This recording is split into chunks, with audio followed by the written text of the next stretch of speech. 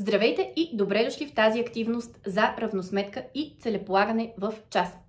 Равносметката стана нещо много популярно, много тренди, на практика едно истинско клише. И това, което се случва с повечето клишета е, че те губят смисъла си. Само че нещата, които стават популярни, често стават популярни именно защото в тях има доста голям смисъл и полза. Равносметката е такава практика. Практика, в която има голям смисъл и полза и която развива едно от уменията на 21 век, а именно критичното мислене. Само че в популярната култура доста често не е разбрана. Всъщност равносметката развива повече от критично мислене. Тя развива както критичното мислене, така и способността ни да се обърнем навътре и да изследваме нашия собствен живот. Още Сократ в Древна Гърция е казал, че живот, който не е изследван, не си заслужава да се живее. Нямам никаква идея как звучи това на древногръцки, но ще ви кажа как звучи на английски. An unexamined life is not worth living. Какво се опитвам да кажа с това?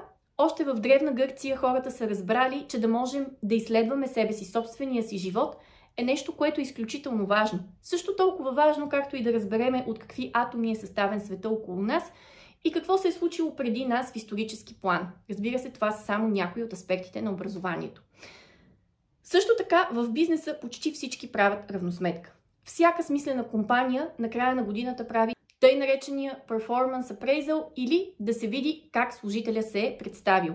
И макар че за мнозина това звучи като да излъжеш, че се справиш много добре, всъщност в повечето смислени компании това е едно истинско и искрено упражнение за това да видим в какво се справяме добре и къде можем да се подобрим. Упражнението за равносметка е изключително важно и за компаниите. С голяма част от компаниите, с които съм работила, сме поглеждали назад, за да видим какво работи, какво има нужда да се промени, но също и така, кои са неща, които хората правят, само че те вече не дават резултат или както Айнщайн е казал, лудост е да правиш едно и също нещо и да очакваш различен резултат. Това, което се опитвам да кажа е, че равносметката е едно изключително полезно упражнение, което се случва в кариерата, в бизнеса, в предприемачеството и в крайна сметка ни учи както да мислим критично, така и да поглеждаме към себе си и да видим по какъв начин можем да направляваме живота си. Преди да започнете с вашата активност за равносметка, искам да ви кажа кои са трите основни правила на равносметката. Първото и може би най-важното е градивния подход. Особено в тинейджърски или юношески години, това се предопределя и от биохимията на мозъка, ние сме малко по-склонни да драматизираме или, както казваше баба ми на времето, да имаме по-депресарски подход. Само че, когато правим равносметка, е важно да имаме градивен подход. Тоест, да можем да погледнем на нещата като на уроци, от които може да извлечем поуки, да се фокусираме върху позитивното и да видим онези неща, които са силни страни за нас. Разбира се, може да сме имали проблеми в училище, в семейството и аз знам, че голяма част от младите хора всъщност се сблъскват с неща, които са доста сложни.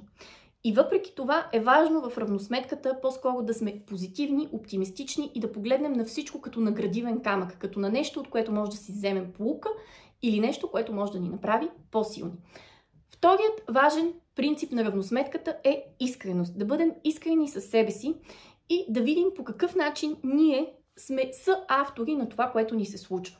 Разбира се, има неща, които са извън нашия контрол, но има и такива, които са в нашия контрол. И е важно да бъдем искрени и да се научим да виждаме кое е това, което ние можем да променим, за да живеем по-добре. И разбира се, третия важен принцип е, че равносметката сама по себе си е полезна, но е още по-полезна, когато е насочена към цел, към намерение или към фокус за развитие. Тоест, да, ние поглеждаме градивно, оптимистично и в крайна сметка е добре да излезем с позитивна емоция от равносметката. Да, ние сме искрени със себе си и също така виждаме каква е нашата отговорност. Между другото, основното определение на това да сме зрели хора е да можем да поемаме отговорност за това в друга активност. И вече третия принцип е да насочим цялата равносметка към това да поставиме някаква цел или фокус за развитие. Надявам се, че тази активност ще ви бъде полезна и до нови срещи!